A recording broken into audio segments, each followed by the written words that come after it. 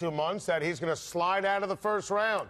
Yeah. What are you hearing on Teddy Bridgewater? I don't buy it. I don't buy it. I think he goes to Cleveland at 26, and I think they've been looking at that for a long time.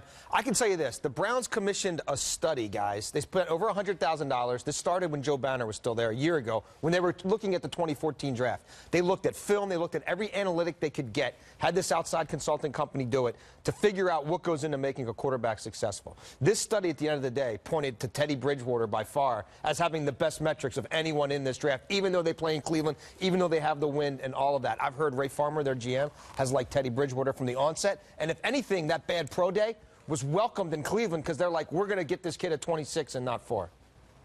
Is anyone other than me absolutely, positively offended by what we've been reading and hearing the past week or so about, quote, we're not sure he can be the face of your franchise, close Utterly quote. ridiculous.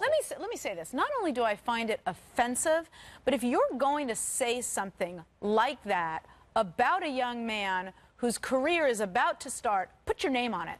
Put your name on it. Don't say he can't be the face of your franchise, but that's off the record. You want to say that, put your name on it, and I find it offensive. And the kid is all class. I was at part of a media session with him this morning, and he said, I've been the face of the University of Louisville since I was a freshman, since I was 18 years old. Right. I don't recall any problem, so that's a non-starter. He's absolutely right. This kid is all class.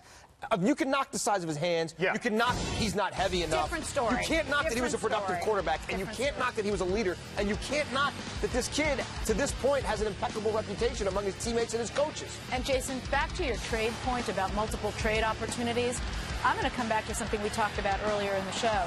That